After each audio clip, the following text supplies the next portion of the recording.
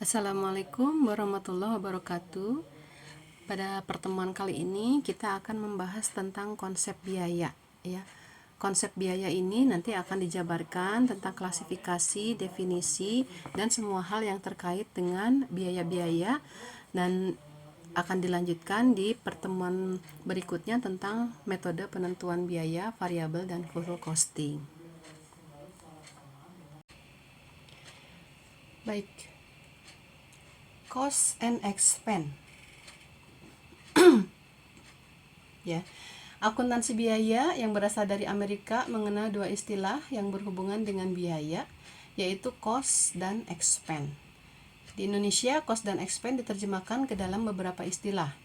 Cost diterjemahkan menjadi harga perolehan atau cost, dan expense diterjemahkan menjadi biaya atau beban. Ya, jadi di Amerika sendiri membedakan secara akuntansi, membedakan antara cost dan expense.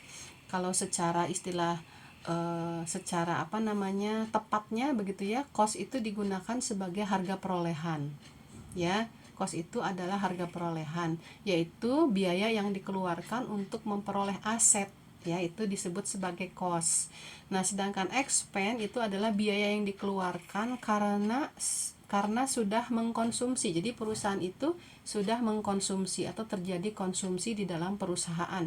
Misalnya beban gaji, ya, karena karyawan sudah bekerja 1 bulan terakhir maka harus digaji, maka disebut sebagai beban gaji, dan beban gaji ini masuk kategori sebagai expense, ya. Oke, berikutnya adalah cost. Cost di sini yang tadi ya, yang dianggap sebagai biaya perolehan, adalah pengorbanan sumber ekonomi untuk memperoleh barang atau jasa yang diharapkan memberi manfaat sekarang atau di masa yang akan datang. Jadi cost di sini tadi karena dia adalah harga perolehan, ya. Nah, harga perolehan ini biasanya kalau dalam akuntansi itu maksudnya adalah contohnya membeli aset, ya, membeli aset. Kenapa? Karena aset itu memberi manfaat sekarang atau di masa yang akan datang. Nah, cost diukur dengan satuan mata uang sebesar pengurangan aset atau penambahan utang. Karena ketika perusahaan memperoleh sebuah aset, misalnya membeli bangunan, nah itu kan membelinya bisa dengan cara tunai, ya, atau kalau dengan cara tunai artinya mengurangi kas, ya, pengurangan aset, atau dengan cara menghutang, ya, kredit gitu ya, istilah di kita itu disebut sebagai kredit. Jadi membeli bangunannya dicicil begitu ya, maka itu akan menyebabkan hutangnya bertambah, hutang perusahaan akan bertambah. Nah, pada saat barang atau jasa dimanfaatkan, cost akan menjadi biaya. Jadi ketika perusahaan membeli bangunan misalnya ya, maka yang dicatat oleh perusahaan itu terjadi harga perolehan. Misalnya harga perolehannya 5 miliar, ya. Nah, kemudian bangunan itu kan merupakan aset tetap yang pembebanannya atau biayanya dialokasikan berdasarkan masa manfaat. Ya, jadi artinya apa? Artinya bahwa bangunan itu akan bisa digunakan untuk berapa lama gitu ya. Misalnya bangunan itu akan bisa digunakan untuk 10 tahun ke depan. Nah, ketika bangunan digunakan untuk 10 tahun ke depan, maka dalam akuntansi itu dianggap bahwa bangunan tersebut memiliki masa manfaat 10 tahun. Nah, tadi kan harga perolehannya adalah 5 miliar. Nah, kemudian bisa digunakan dalam waktu 10 tahun, ya, masa manfaat 10 tahun, maka pembebanan per tahunnya itu disebut sebagai biaya penyusutan. Nah, biaya penyusutan ini hasilnya dari mana? Dari 5 miliar dibagi 10 tahun. Nah, itu akan dibebankan setiap tahunnya. Nah, misalnya 0 tahun perusahaan membeli bangunan dengan harga 5 miliar. Kemudian tahun pertama itu kan sudah terjadi biaya penyusutan, ya. Tahun pertama tadi 5 miliar dibagi 10 tahun gitu ya. Maka per tahunnya adalah 500 juta. Nah, di tahun kedua, ya, harga perolehan atau nilai buku dari bangunan tadi menjadi 4 miliar 500 juta gitu ya. Kenapa? Karena dianggap yang 500 jutanya sudah habis atau sudah dikeluarkan sebagai beban penyusutan di tahun pertama. Nah, sisanya yang 4,5 miliar itu menjadi dianggap sebagai aset karena belum dibebankan biaya penyusutannya atau beban penyusutannya, gitu ya. Nah, bagaimana dengan expense? Expense di sini adalah biaya adalah cost barang ya, atau expense adalah cost barang atau jasa yang telah memberikan manfaat yang digunakan untuk memperoleh pendapatan. Expense akan digunakan dari pendapatan untuk menentukan laba atau rugi pada suatu periode sehingga biaya akan dicantumkan dalam laporan laba rugi. Jadi tadi ya bedanya antara cost dan expense. Cost tadi adalah harga perolehan yang perusahaan itu akan memperoleh sesuatu. Tadi misalnya bangunan. Tapi kalau expense itu dikeluarkan itu karena perusahaan sudah menggunakan ya atau sudah mengkonsumsi sesuatu. Misalnya biaya gaji tadi, maka perusahaan sudah mengkonsumsi tenaga karyawan, maka harus dikeluarkan biaya gaji. Nah, posisinya tentu berbeda antara harga perolehan cost tadi dengan expense ini ya. Kalau cost posisinya dalam laporan keuangan akan berada di laporan posisi keuangan. Tapi kalau expense ya dalam laporan keuangan akan ada di dalam laporan laba rugi. Ya. Oke.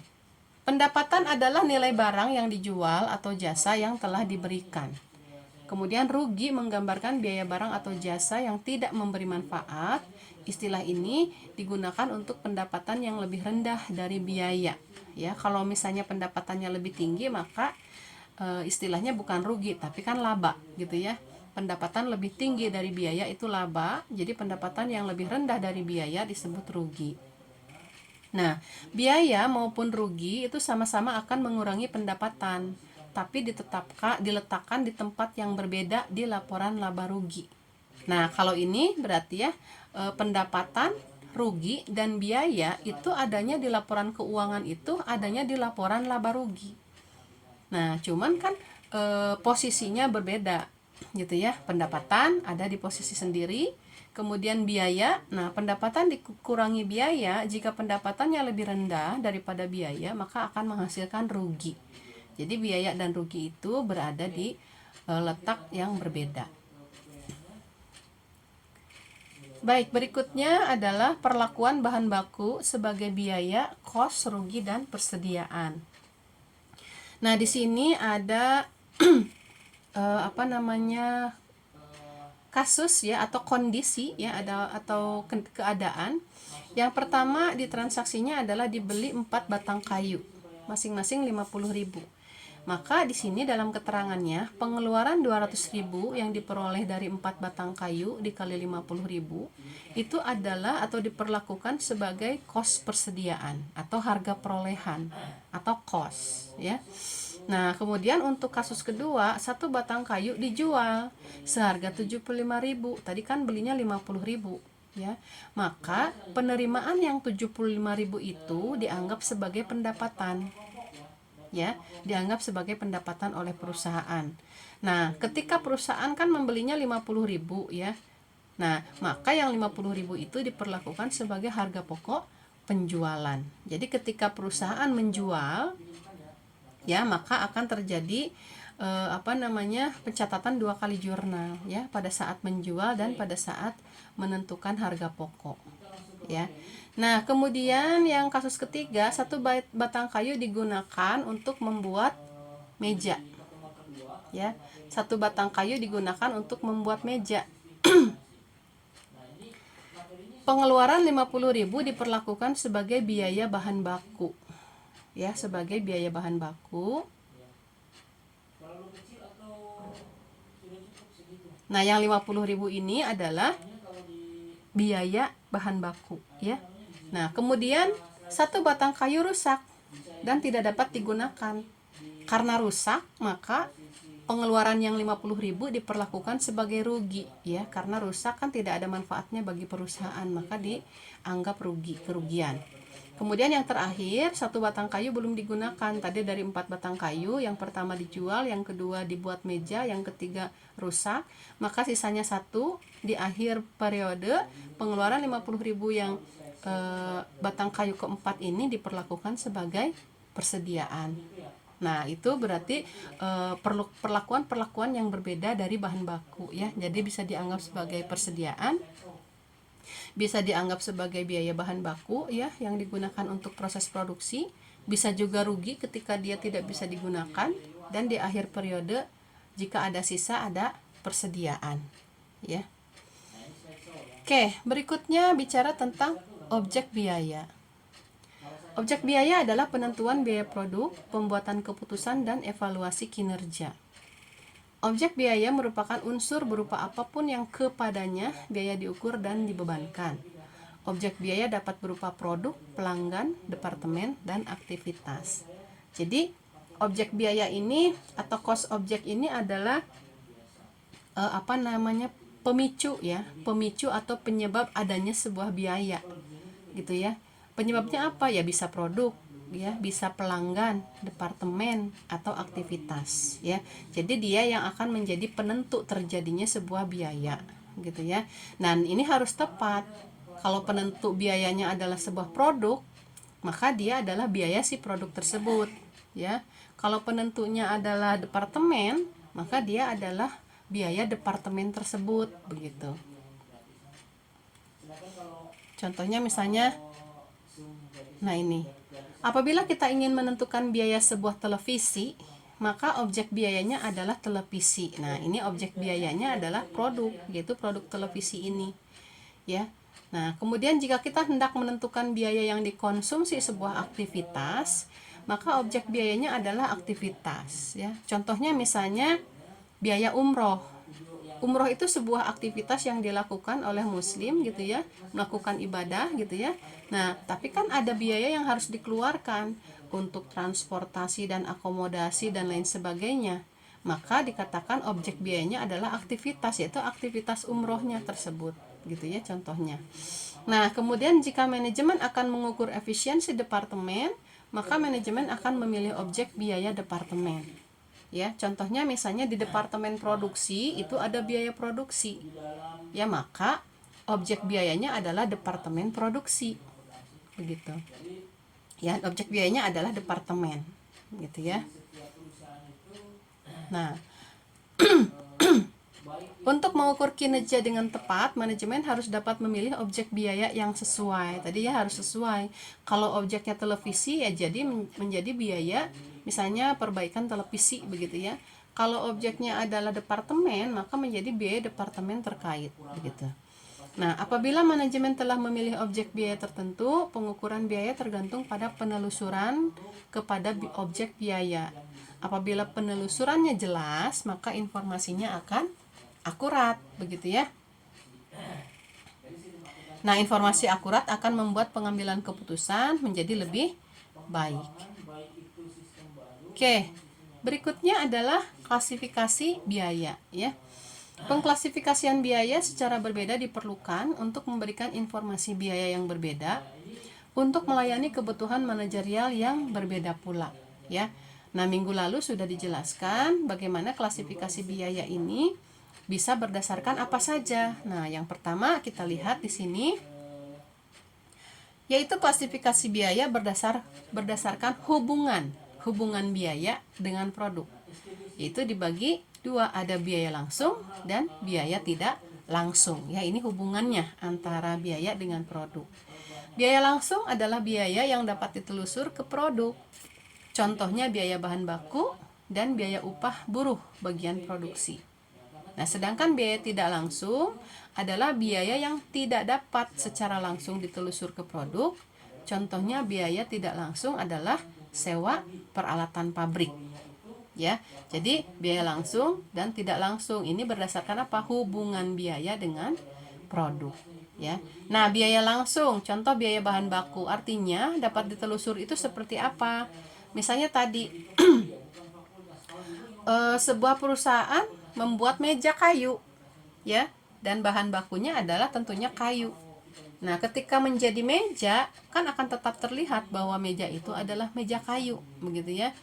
Nah, maka biaya bahan bakunya itu sudah bisa terlihat berapa banyak atau terhitung begitu ya, karena kayu yang digunakan misalnya tadi satu batang kayu harganya 50.000, maka biaya bahan bakunya 50.000 ya.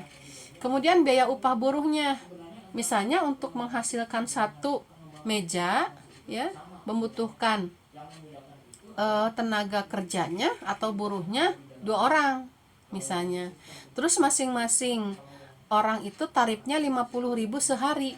Nah, maka biaya upah bagian produksi atau biaya tenaga kerja untuk satu unit meja tadi misalnya, berarti satu unit meja dikali 2 orang dikali 50.000 untuk masing-masing orangnya. Nah, itu adalah biaya upah buruhnya gitu ya. Jadi sudah mudah untuk diidentifikasi begitu ya. Nah, kalau biaya tidak langsung tadi kan tidak langsung atau secara tidak langsung tidak mudah untuk menelusuri gitu ya. Misalnya tadi sewa peralatan pabrik. Kalau perusahaan menyewa peralatan pabriknya adalah 1 bulan, nah perusahaan itu akan kesulitan untuk menghitung atau mengalokasikan sewa pabrik ke dalam produk gitu ya. Jadi sewa peralatan pabrik sebulan misalnya 5 miliar. Nah, dialokasikan ke produknya berapa? Nah, itu agak kesulitan ya dan agak susah gitu ya untuk menentukan. Nah, sehingga ini dikatakan atau termasuk pada kategori biaya tidak langsung ya. Nah, klasifikasi berikutnya adalah biaya berdasarkan hubungan biaya dengan volume kegiatan ya. Hubungan biaya dengan volume. Nah, klasifikasinya apa saja? Yang pertama adalah biaya variabel ya atau variable cost, kemudian biaya tetap ya atau fixed cost ya. Kemudian yang ketiga adalah biaya campuran atau mixed cost.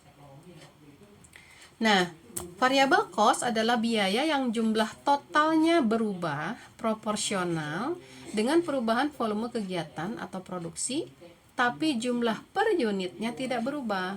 Ya, contohnya tadi biaya bahan baku dan upah tenaga kerja langsung. Maksudnya seperti apa? Contohnya begini tadi. Ketika perusahaan membuat satu meja, satu unit ya, maka harga meja itu gitu ya, biaya bahan baku meja itu kan 50.000 ya. Karena bahan bakunya membeli satu batang kayu 50.000.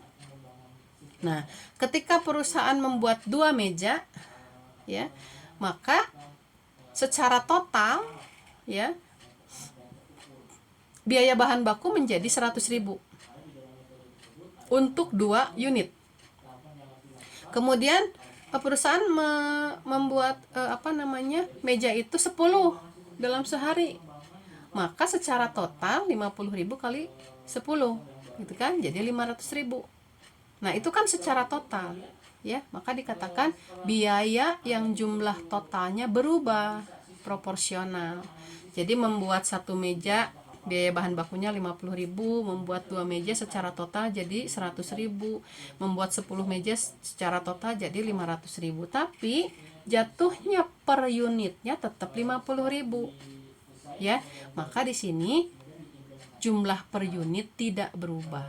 Nah, itu maksudnya ya. Baik. Berikutnya adalah biaya tetap, yaitu biaya yang jumlah totalnya tidak terpengaruh oleh volume kegiatan dalam kisaran volume tertentu. Nah, ini kebalikannya dari variabel tadi. Ya, contohnya biaya tetap itu biaya sewa bangunan, asuransi pabrik dan depresiasi gedung pabrik. Misalnya begini.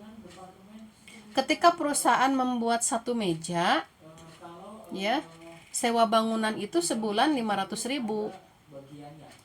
Tapi perusahaan membuat 10 meja, ya sewa bangunan ya tetap 500.000 begitu ya. Nah, itu berarti yang berubah berapa ya, yang berubah di mana? Secara total dia tetap sama gitu ya. Secara total tidak terpengaruh, tetap 500.000. Tapi nanti secara per unit meja alokasi dari biaya sewa bangunan itu akan berubah. Ya, kalau misalnya kita sederhanakan perhitungannya, kalau sebulan itu 500.000 biaya sewa bangunannya, maka dianggap 500.000 itu menjadi BOP satu buah meja. Ya, kalau perusahaan membuat sebulan hanya satu meja. Tapi kalau perusahaan membuat mejanya 10, maka dianggap biaya sewa bangunan itu untuk satu meja 500.000 dibagi 10. Ya. Nah, seperti itu ya. Jadi secara total jumlahnya tetap 500.000. Secara unit ya atau masing-masing meja akan berubah.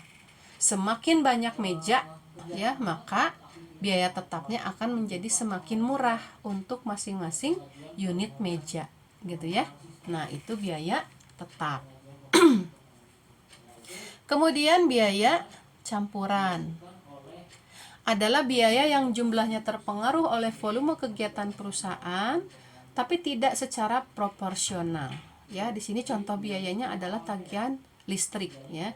Jadi, bila tidak ada kegiatan, misalnya perusahaan tidak memproduksi meja tadi ya, tetap saja perusahaan harus bayar listrik.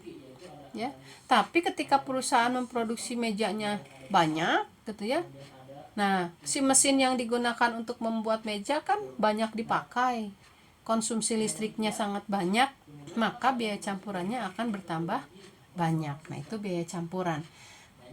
Ya. Nah, di sini bisa dilihat grafiknya ya. Kalau biaya variabel itu yang tengah.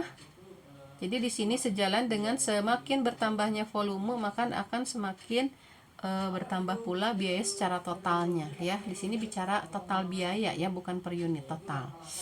Nah, kemudian untuk biaya tetap yang sebelah kiri berarti semakin banyak volume tidak mempengaruhi besarnya biaya tetap ya. Jadi pada periode waktu tertentu biayanya tidak berubah. Nah, kalau biaya campuran semakin banyak volume kegiatannya gitu ya, pada periode waktu tertentu secara proporsional biayanya juga akan berubah gitu ya. Nah, berikutnya adalah klasifikasi biaya berdasarkan elemen biaya produksi ya. Elemen biaya produksi itu ada 3. Ada bahan baku, tenaga kerja, dan overhead. Nah, biaya bahan baku adalah besarnya nilai bahan baku yang dimasukkan ke dalam proses produksi untuk diubah menjadi barang jadi. Ya. Kemudian sebagai contoh di sini, untuk membuat buku diperlukan bahan kertas. Kertas, tinta, lem, dan benang. Ada 4 nih ya. Nah, kemudian nilai bahan yang paling banyak untuk membuat buku adalah kertas. Jadi yang mendominasi membuat buku itu adalah kertas. Maka biaya kertas ini akan dimasukkan ke dalam biaya bahan baku ya, karena dia ketika produknya sudah jadi menjadi buku pun akan tetap terlihat bentuknya adalah kertas gitu ya, jenisnya adalah kertas. Maka dia masuk sebagai kategori biaya bahan baku. Nah, bahan-bahan lain di sini ada tinta, lem, dan benang ya. Itu kan jumlah yang digunakan untuk satu buku itu tidak material ya, tidak banyak, tidak signifikan. Maka dianggap sebagai bahan penolong ya. Dan bahan penolong ini dikategorikan ke dalam biaya overhead pabrik. Jadi bahan penolong itu bukan biaya bahan baku masuknya kalau dalam akuntansi biaya, tapi biaya bahan penolong itu dianggap atau dikategorikan sebagai biaya overhead pabrik ya. Nah, kemudian biaya tenaga kerja adalah besarnya biaya yang terjadi untuk menggunakan tenaga karyawan dalam mengerjakan proses produksi. Tenaga kerja dapat dibedakan menjadi 2, yaitu biaya tenaga kerja langsung dan biaya tenaga kerja tidak langsung. Nah, biaya tenaga kerja langsung adalah biaya tenaga kerja yang secara langsung berhubungan dengan produksi barang jadi. Ya, contohnya di sini upah pemotong kain kalau di perusahaan pakaian. Upah bagian produksi, upah bagian pembungkus. Jadi yang terlibat dengan produk itu masuk ke kategori biaya tenaga kerja langsung ya. Nah, kemudian biaya tenaga kerja tidak langsung adalah biaya tenaga kerja yang tidak berhubungan langsung dengan produk ya. Nah, di sini dimasukkannya bukan masuk sebagai kategori biaya tenaga kerja, tapi dimasukkannya sebagai biaya overhead pabrik ya. Nah, contohnya gaji mandor ya, kepala bagian produksi. Nah, mandor kan sama kepala bagian produksi tidak menangani produk secara langsung sehingga dikategorikan sebagai biaya overhead pabrik, ya. Nah, yang ketiga, biaya overhead pabrik adalah biaya yang terjadi di pabrik selain bahan baku dan tenaga kerja langsung, ya. Contohnya biaya bahan penolong. Nah, kemudian biaya tenaga kerja tidak langsung, sewa pabrik, depresiasi peralatan pabrik, dan asuransi pabrik, ya. Jadi yang tidak langsung itu masuknya ke BOP.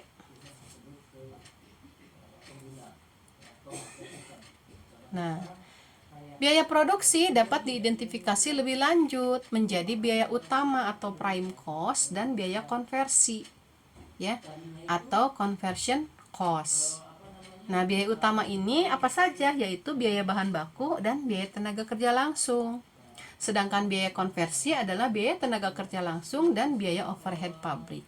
Nah, biaya ini digunakan oleh manajer sebagai dasar pengambilan keputusan, ya. Biaya utamanya berapa, biaya konversinya berapa. Nah, biaya konversi ini adalah biaya pengubah, ya, pengubah. Kenapa dikatakan pengubah? Karena kan dalam membuat sebuah produk di perusahaan manufaktur itu kan mengubah dari bahan baku menjadi produk yang akan dijual oleh perusahaan.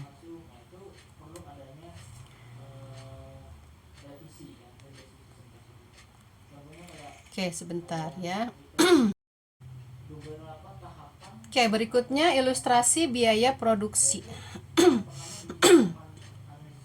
Di sini ada prime and conversion cost, ya.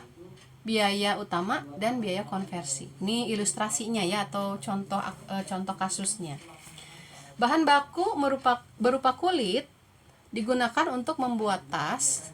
Dalam sebulan tercatat sebesar 4 juta. Bahan penolong berupa benang jahit yang digunakan untuk membuat tas tercatat sebesar 400.000.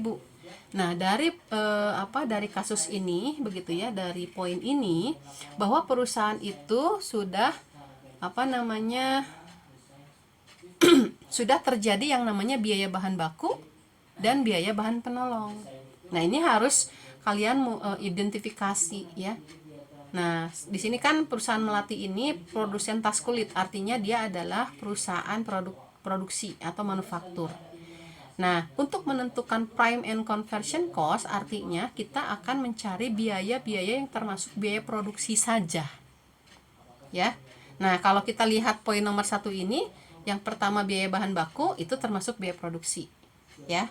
Yang kedua berarti bahan penolong itu juga termasuk biaya produksi, dia masuk sebagai biaya overhead, ya. Nah, poin kedua, upah buruh pembuat pola dan penjahit tas dalam sebulan itu 3 juta, kemudian gaji mandor 1 juta, gaji pegawai administrasi 1.200.000 dan gaji bagian pemasaran 800. Nah, kita kan fokus tadi ke biaya produksi. Sehingga yang akan kita masukkan nanti ke dalam perhitungan itu hanya yang nilai 3 juta dan 1 juta saja. Yang 3 juta adalah upah tenaga kerja langsung, yang 1 juta gaji mandor masuk sebagai BOP. Nah, sedangkan biaya administrasi dan pemasaran, ya, itu tidak masuk ke dalam biaya produksi, ya, sehingga kita abaikan. Ya, karena yang kita cari tadi adalah prime and conversion cost, ya. Oke, poin ketiga, jumlah PBB yang dibayar adalah 750.000. Nah, 40% dialokasikan ke pabrik, ya. Kemudian 30% masing-masing, ya, berarti 30 dan 30% berikutnya dialokasikan ke administrasi dan pemasaran. Maka di poin nomor 3 kita hanya akan memasukkan yang nilai 40% saja yang dialokasikan ke pabrik, yaitu sebagai biaya overhead pabrik, ya. Nah, kemudian yang nomor 4, jumlah pemakaian listrik 600.000 dialokasikan 50% ke pabrik dan yang 25%-nya dialokasikan ke administrasi pemasaran. Maka yang akan kita masukkan ke dalam perhitungan hanya yang 50%-nya saja. Kemudian poin 5, jumlah depresiasi aset 400.000 yang dialokasikan ke pabrik sebagai BOP itu hanya 200.000. ya. Sehingga berdasarkan informasi yang disajikan tersebut, biaya elemen produksi, nah apa saja elemen produksi tadi? Biaya bahan baku langsung, tenaga kerja langsung, dan BOP kita bagi ke sini. Nah, kita masukkan ya. Pertama biaya bahan baku. Tadi biaya bahan bakunya itu, nah ke sini ya. Tadi biaya bahan bakunya itu adalah kulit. Dari poin nomor 1 itu bahan bakunya kulit 4 juta ya. Kemudian biaya penolongnya 400.000. Nah, yang kulit masuk sebagai kategori biaya bahan baku ya.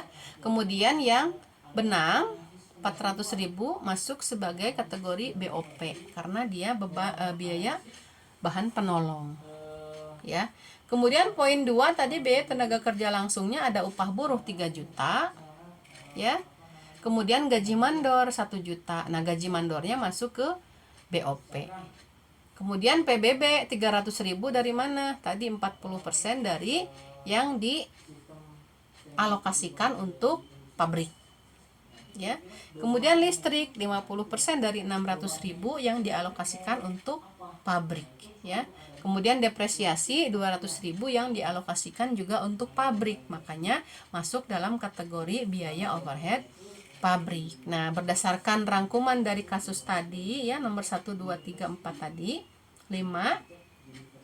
Kemudian kita rangkum seperti ini, kemudian kita tentukan biaya produksinya berapa, gitu ya. Nah, biaya produksi itu adalah biaya bahan baku langsung tadi 4 juta.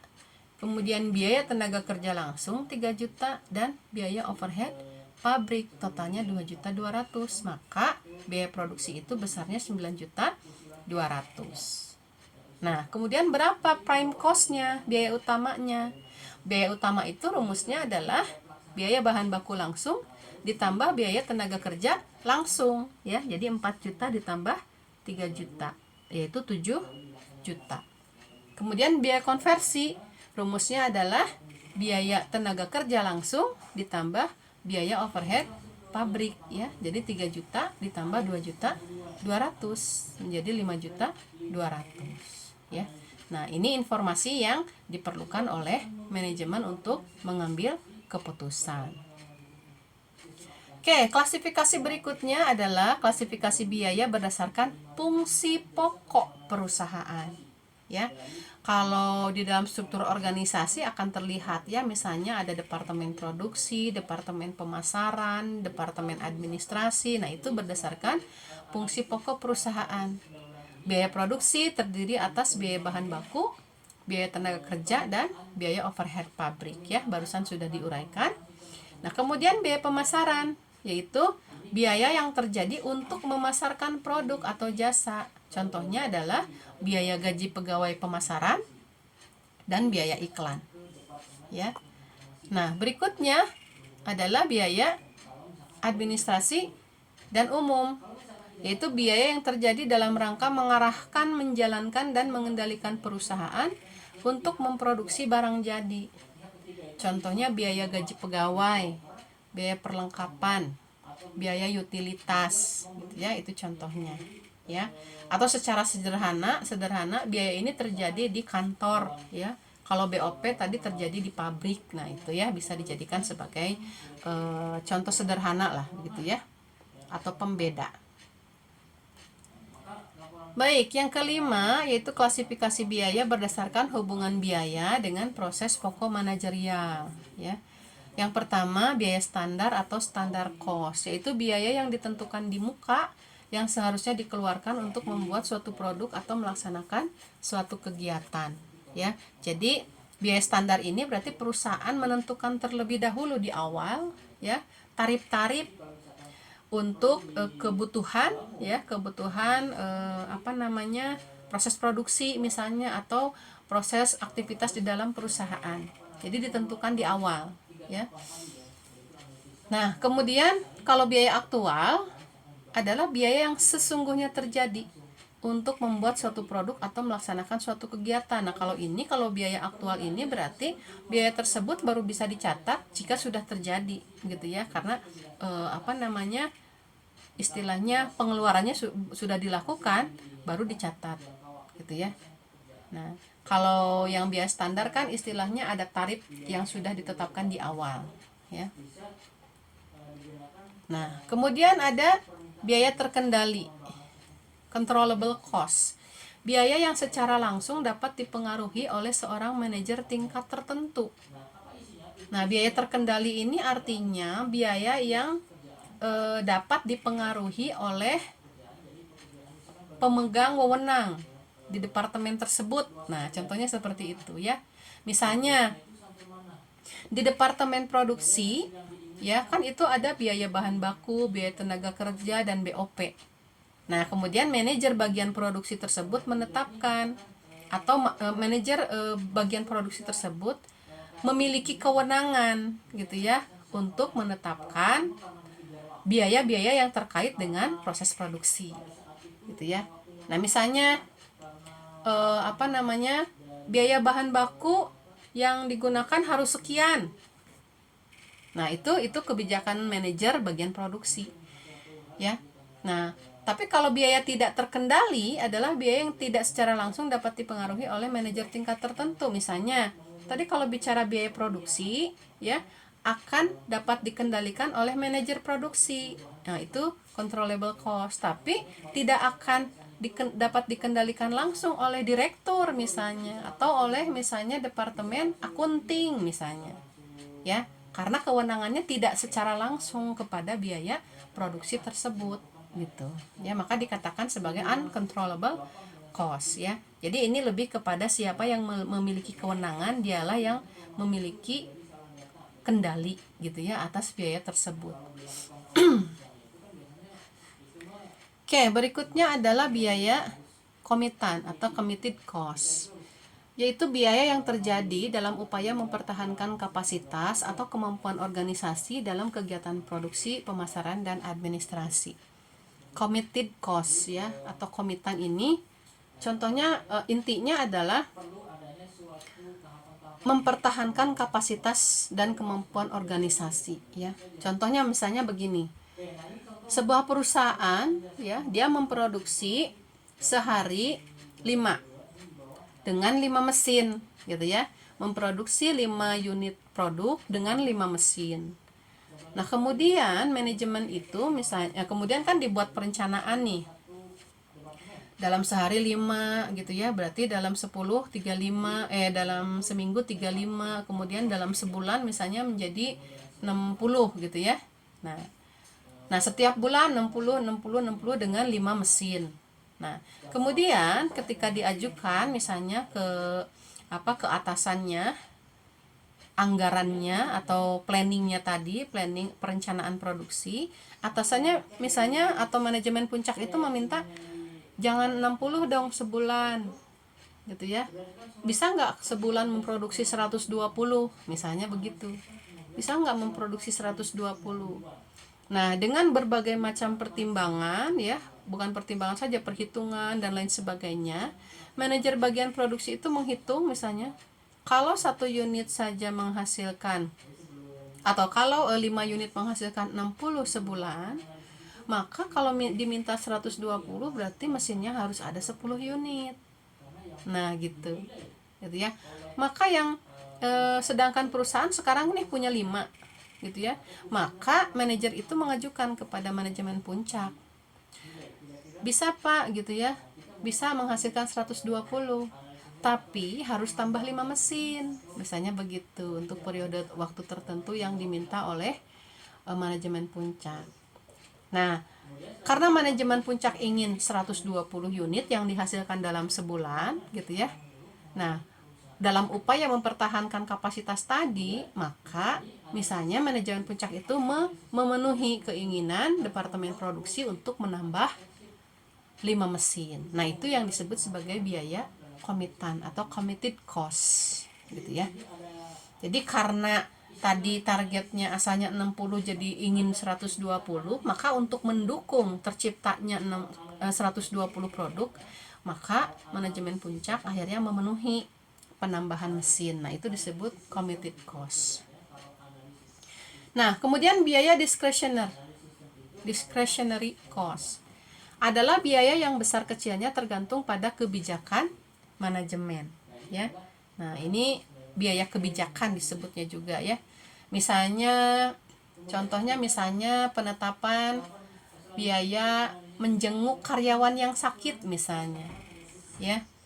Nah, misalnya belum ada nih aturannya, bisa jadi ya belum ada, atau misalnya pada kondisi tertentu yang tidak pernah terjadi di perusahaan sebelumnya begitu kan, maka mengharuskan perusahaan itu mengeluarkan kebijakan gitu ya. Nah, berapa kira-kira dengan kondisi karyawan yang sakit seperti ini dan tidak pernah terjadi sebelumnya dan tidak tertulis dalam aturan kepegawaian, maka perusahaan itu misalnya menetapkan kebijakan. Nah, itu adalah discretionary cost. Berikutnya adalah biaya relevan, yaitu biaya masa depan yang berbeda antara satu alternatif dengan alternatif lain. Relevan itu artinya sesuai dengan yang diharapkan atau sesuai dengan kebutuhan, yaitu biaya relevan ya. Biaya relevan itu biaya yang sesuai dengan kebutuhan. Jadi kalau kita bicara misalnya biaya fotokopi, ya, perusahaan mengeluarkan biaya fotokopi, artinya kan memang biaya itu dikeluarkan untuk fotokopi gitu ya.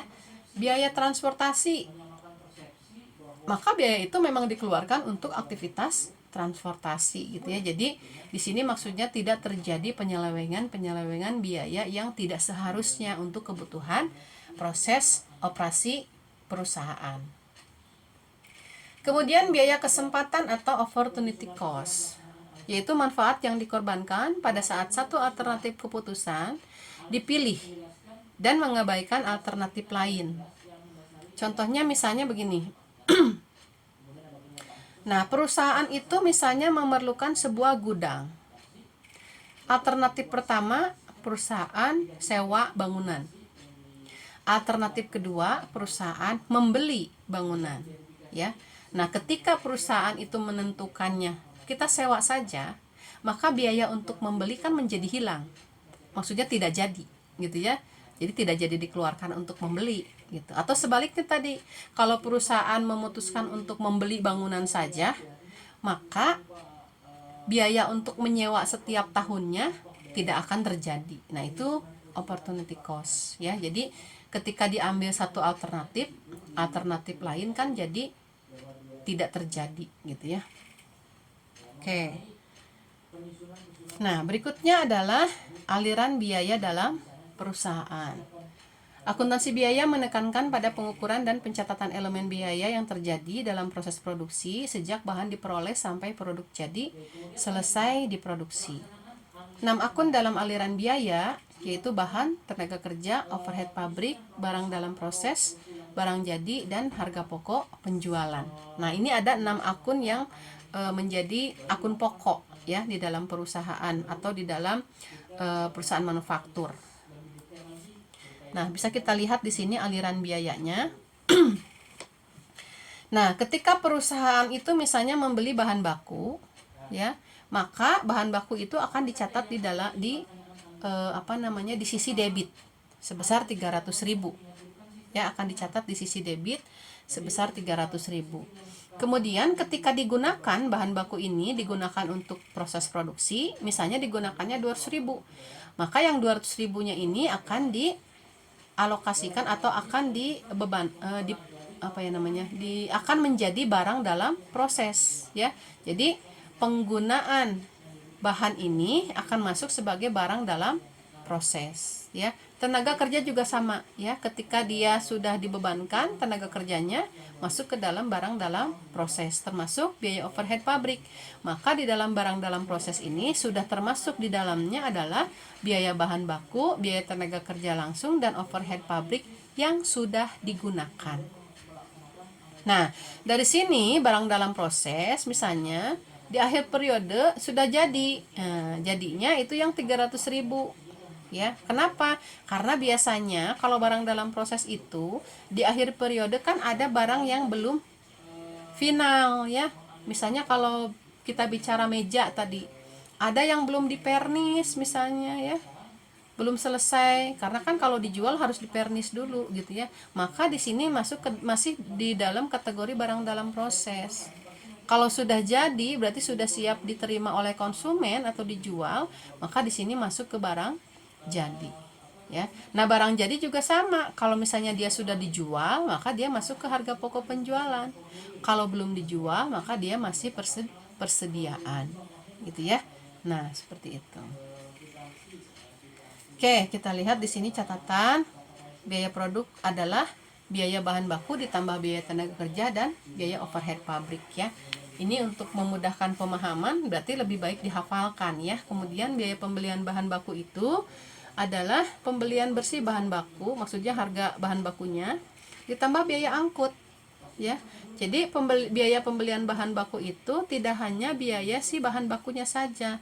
Karena kan misalnya butuh transport untuk mengangkut dan lain sebagainya, itu dibebankan juga sebagai biaya bahan baku.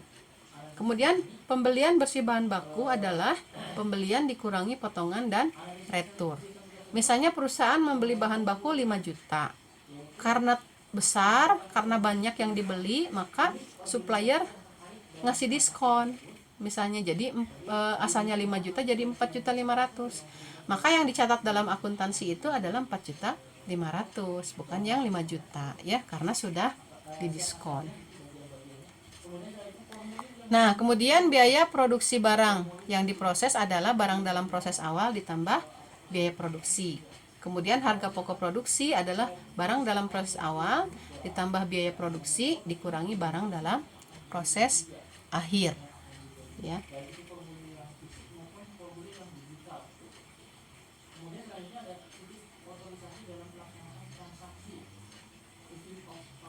Oke. Berikutnya adalah sistem penentuan biaya. Sistem penentuan biaya merupakan suatu sistem untuk mengalokasikan biaya ke produk melalui perhitungan biaya. Dasarnya itu ada biaya sesungguhnya dan biaya standar. Tadi biaya standar adalah yang sudah ditetapkan di awal. Kemudian metodenya ada full costing dan variable costing ya. Nah, dalam sistem biaya sesungguhnya atau metode historis, biaya produksi dikumpulkan pada saat terjadinya, tapi laporannya ditunda di akhir periode gitu ya, atau sampai semua kegiatan produksi dalam periode akuntansi selesai ya. Ini untuk biaya sesungguhnya atau historis. Nah, jika perusahaan menggunakan sistem biaya standar, biaya produksi, operasi, dan proses dihitung berdasarkan unit dan tarif yang sudah ditentukan. Nah, kalau menggunakan sistem biaya standar kan sudah ada tarifnya di awal, jadi udah langsung bisa dihitung begitu ya. Nah, perbedaannya nanti berarti kalau dalam sistem biaya standar itu karena sudah ditetapkan sebelumnya, sudah bisa membebankan biaya, kemudian nanti terjadi yang sesungguhnya di akhir gitu ya, maka akan terjadi selisih ya. Jadi nanti ada akun selisih yang akan menampung perbedaan antara standar dan yang sesungguhnya. Kemudian kemungkinan ketiga dalam costing ini adalah menggunakan metode gabungan, yaitu antara metode historis atau biaya sesungguhnya dengan metode standar. Dalam metode ini, biaya bahan baku dan tenaga kerja itu dibukukan dengan metode historis dan BOP dengan tarif standar ya.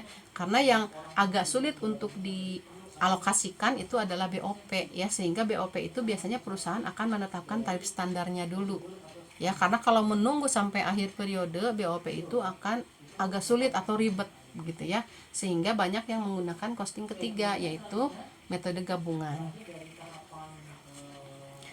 Oke, berikutnya adalah klasifikasi sistem biaya ya. Nah, perusahaan itu ya suka menetapkan elemen biaya produksi itu ada 3. Ada yang hanya biaya bahan baku dan tenaga kerja saja, ada yang bahan baku, tenaga kerja, dan overhead variabel, ada juga yang biaya bahan baku, tenaga kerja, overhead variabel, dan overhead tetap. Nah, angka 1 sampai angka 9 ini adalah metode-metode yang digunakan, yang sebaiknya digunakan jika perusahaan itu memilih yang poin 1, 2, dan 3 ini ya. Apakah dia menetapkan 2 biaya, 3 biaya, atau 4 biaya ini. Jadi kalau misalnya perusahaan itu elemen biaya produksinya adalah biaya bahan baku dan biaya tenaga kerja saja, maka perusahaan akan menetapkan actual prime cost ya dan standar prime costing begitu. Tapi kalau misalkan perusahaan menetapkan elemen biaya produksinya ada 3, bahan baku, tenaga kerja, dan overhead, maka di sini perusahaan akan menggunakan actual variable costing atau hybrid variable costing dan standar variable costing. Nah, seperti itu ya. Oke. Nah, kemudian yang terakhir adalah akumulasi biaya, yaitu berbagai sistem penentuan biaya yang telah dibahas dapat digunakan untuk penentuan biaya pesanan maupun biaya proses. Nah, tadi konsep biaya yang sudah Ibu jelaskan ya, yang sudah kita bahas tadi, itu untuk menentukan apakah penentuan biaya pesanan gitu ya, digunakan untuk penentuan biaya pesanan atau untuk penentuan biaya proses. Ya, nah nanti ini akan kita bahas di minggu depan. Insya Allah kita akan membahas job order costing terlebih dahulu. Nah, baiklah, untuk materi Ibu rasa sudah cukup ya. Terima kasih. Assalamualaikum warahmatullahi wabarakatuh.